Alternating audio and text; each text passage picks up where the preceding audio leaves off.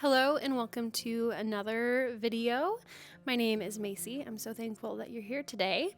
And today we are going to be tackling a highly requested topic, and that is the story of how I started my micro bakery.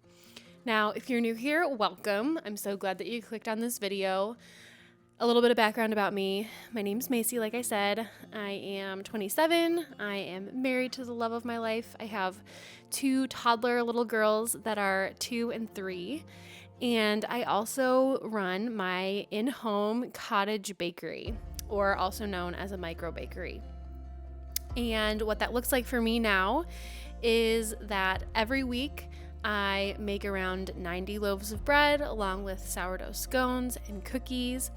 And I have a few pickup locations throughout my area for people to come and grab their pre-ordered bread and goodies every single week. This YouTube channel definitely showcases a lot about my micro bakery, but it's not just micro bakery content. I think that this YouTube space for me personally is a space to explore lots of different interests that I have. So I am a wife, I'm a homemaker, I'm a mother, I'm a Christian, I'm a business owner, I'm a baker. And on this channel, I like to explore all of those different things, all of my different hobbies. I love to read, I love to craft, I love to host people in my home. And this is kind of my space to just enjoy all of those things a little extra and share them with you along the way. But every once in a while, I do want to focus in on my micro bakery because I know that it's very niche and unusual, and I often get a lot of questions about it. My guess is that many of you are here because you have followed me on Instagram in the past, and I do share a lot about my micro bakery on my Instagram, which is linked below, along with real-time updates and stuff on my Instagram story. So if you're looking for lots of micro bakery content, I would probably head on over there. There will be other micro bakery videos on this channel in the future as well, so keep an eye out for those. So let's dive into my story, and hopefully you can take some little tidbits along the way that might be helpful for you if you're considering doing something similar. So my bakery started really quite by accident in April of 2023, which at the time I'm recording this is just under a year and a half ago. In 2023, my New Year's resolution back in January was to only make bread for my family from scratch. I wanted to try to not buy store-bought bread for a whole year. And I had already been baking sourdough in the past, and I really enjoyed it. But this new challenge for myself really kickstarted my baking and re-inspired me with a whole new passion for baking. And I found myself wanting to bake more than my family could even consume. And so I was like, I wonder if maybe a couple of people on my block would want to buy bread from me regularly. So one day, one little afternoon, I went to the Nextdoor app, which is like a community app, because I was thinking this might help me get some people that are really close and local to me. And I said, hey, I'm selling bread. Let me know if you're interested. And I was absolutely flooded with interest and people wanting to place orders for bread. And this really caught me by surprise because I had no idea that there was a demand for something like this in my community, but people were incredibly interested, and that's where this story starts. A fun fact about me, or two, I guess, is that number one, I am somebody who likes to do something to its fullest extent. And so I'm a big dreamer. I love having big ideas. I love going for big dreams. And so once I realized that I had tapped into something unique, immediately my mind went to starting a business. That's just how I function. The second thing is that before I was running my bakery, I actually worked as a graphic designer. So I love branding. I love creating logos. And so as soon as I realized that so many people were wanting to order bread from me, I started making a logo. I made a business name, which is Little Pearl Breads, and I ordered business cards. I made an Instagram account and a website and all of these things. just because I was excited and I didn't really have any expectations for what it would grow to be like. And at the time I was doing all of this, micro bakeries were not nearly as common as they are now. There were no micro bakeries near me at all at the time, and it was definitely a more unusual thing to do. The first time I ever heard of the concept of a micro bakery was from YouTube, actually. There's a channel called Lily's Loaf, and she has since closed her micro bakery, but she was the first person who I saw starting a legitimate bakery in her house, and I was so inspired by it. I thought it was so cool, and so that was kind of playing in the back of my mind as I was receiving these orders, and my brain was turning with all of these ideas, and it kind of just started from there. About a month or so into selling bread just in my neighborhood, I was just taking orders via email or text message, and I decided that I needed to do a couple of things to make things a little more efficient for me and a little bit more official, I guess you could say. So first thing I did was I started using an ordering platform instead of taking orders from customers whenever they felt like it. So I started using a platform called Hotplate to take all of my orders, which I still use to this day, and I love it. And then the other thing that I did was my husband and I agreed to invest $1,500 of our savings into a separate bank account so that I could start keeping my business finances separate from our family's finances, and I could use that money to buy some initial equipment, which for me was more bannetons / proofing baskets. I purchased some dough bins like you're seeing on the screen right now, all those bins below me. I purchased some of those. I purchased like the wooden cooling racks that you're seeing right now, and just a few things like that. An extra Dutch oven because I was baking in my home oven still. So that $1,500 was just a good kickstart for me to take this business to the next level. After about 2 months into my business, it was June of 2023, and every single week I had more and more orders coming in. It wasn't a crazy flood, but it was a very steady and noticeable increase each week. I went from 3 loaves a week to 5 to 8 to 12 to 17 to 25. You know, it was just increasing.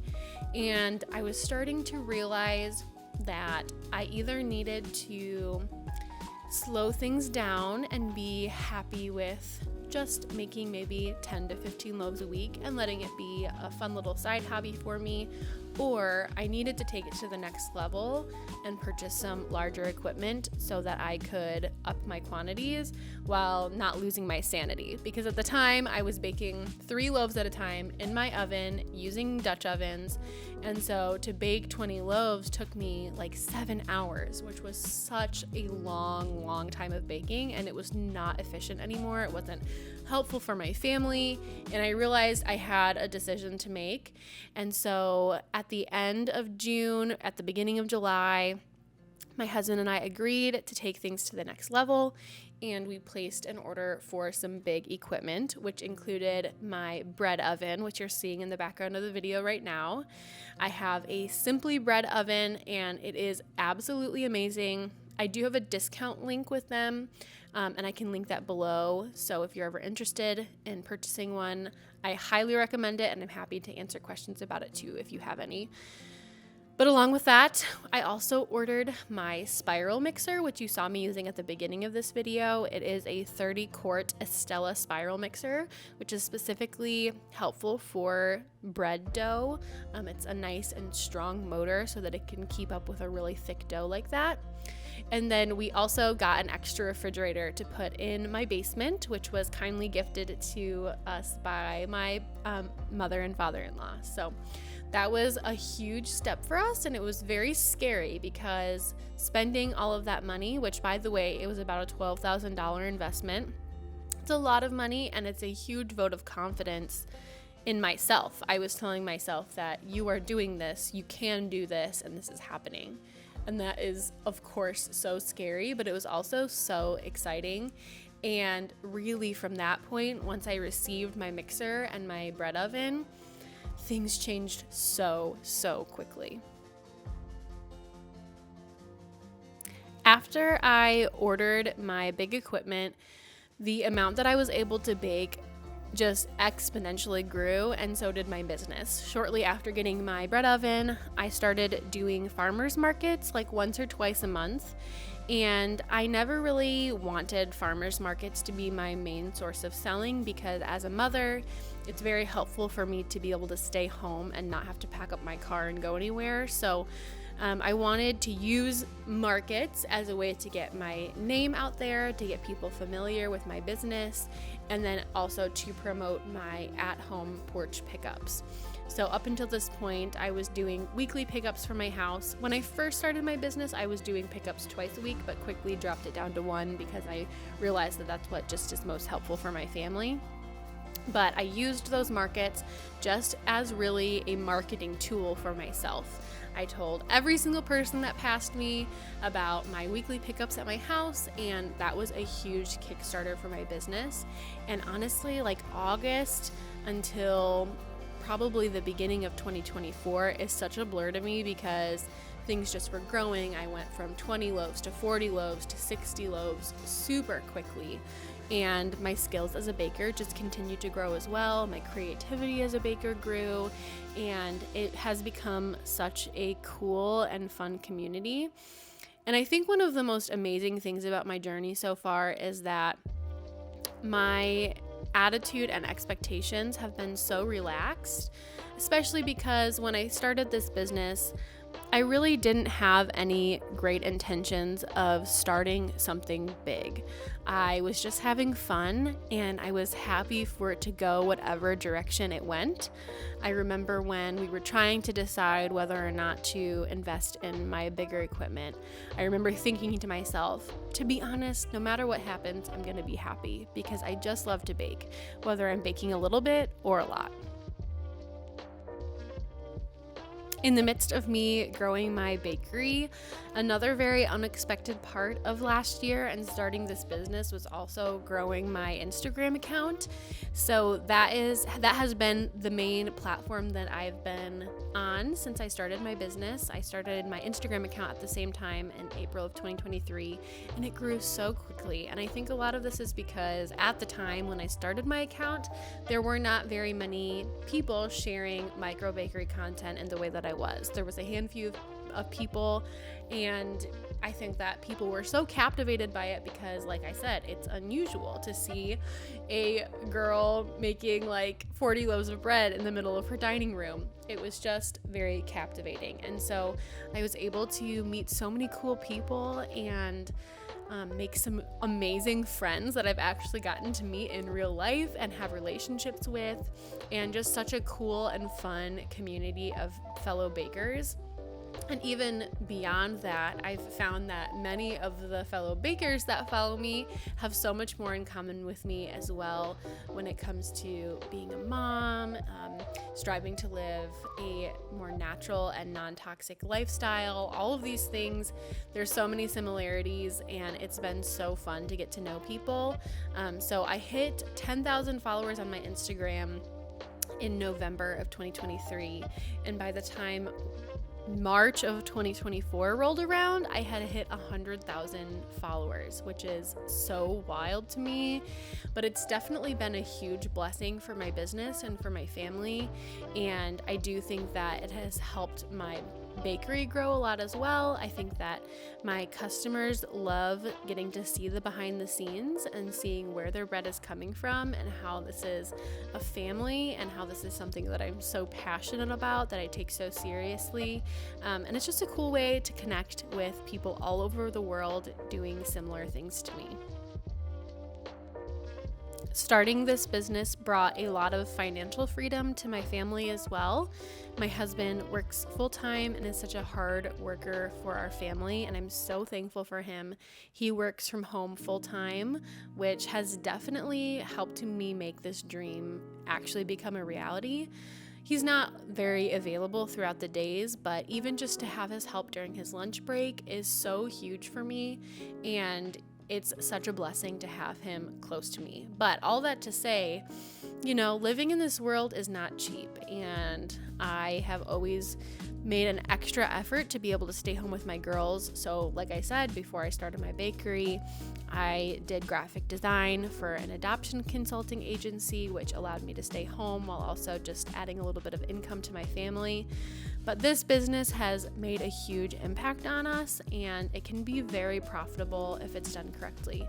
I am now making a full-time income while not really working full-time hours, and I'm able to be with my girls, and it has grown so much. And so part of this growth was that we had to move. So as I'm recording this right now, it's July of 2024, and just last month we moved to a new home, and that's what you're seeing right now. This new house actually has a room that I have been able to dedicate just to my bakery, which is absolutely life-changing, you guys. I can't even begin to describe to you what it's like to have my refrigerator in the same room as my oven and my workbenches. And along with that, I actually have hired my sister to work for me part-time. She works 20 hours a week, so that's huge as well. And just so much has changed, and so much is continuing to change, but so many good things are happening, and I'm having an absolute blast doing it. So to give you an idea of what my weekly schedule looks like, Tuesday through Thursday are my bakery work days. So on Tuesdays, my assistant comes and she preps all of the cookie dough and the scone dough, and I spend the day pretty much just with my girls. I don't do a ton of work for my bakery on Tuesdays, but I will help prep some packaging and labels, and I'll also pre-measure all of my flour for my bread baking and prep the next day. So Tuesdays, my assistant is working, but I'm generally just spending time with my girls. And then Wednesday is what I call dough day, and so that's the day that I mix all of my breads. And those mornings start very early. I start at around 3:30 in the morning so that I could have all of my dough mixed before my girls wake up. And these days I'm doing around 90 loaves per week. And so Wednesday is definitely a long day. My assistant/sister does come on Wednesdays as well.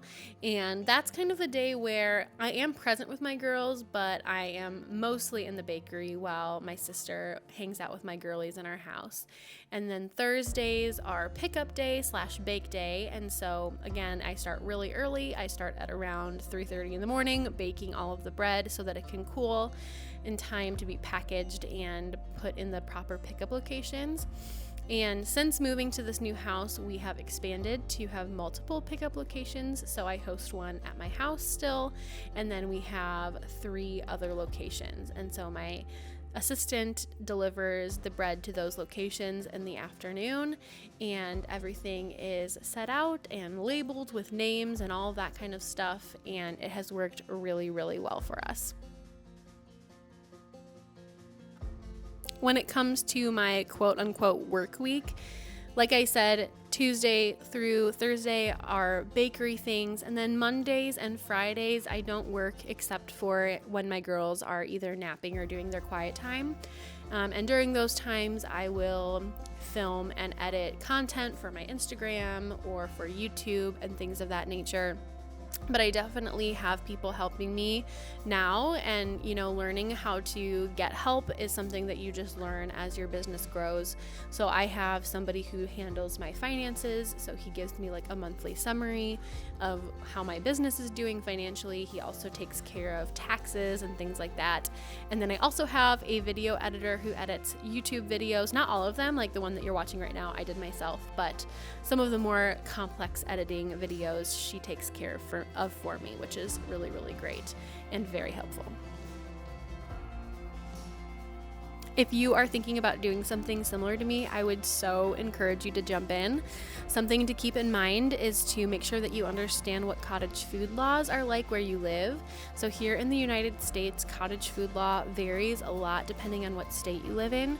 I currently live in Illinois, and it was pretty simple for me. I had to take a food handler's manager course, and then I just had to apply with my county health department.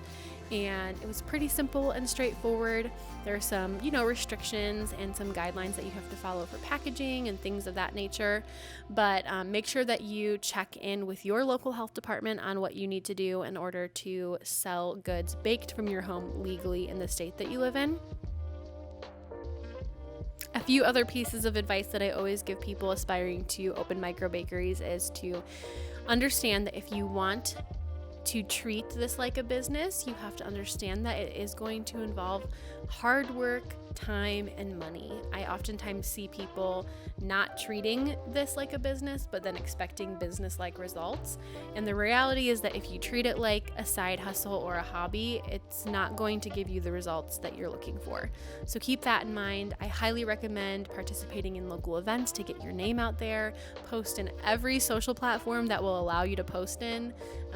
Definitely use social media to your advantage. It has helped my business a ton. And I really hope that this video was inspiring and helpful for you guys. Please leave any questions you have down below in the comments. I would love for you to subscribe and follow along on my journey. And I will see you guys in the next one.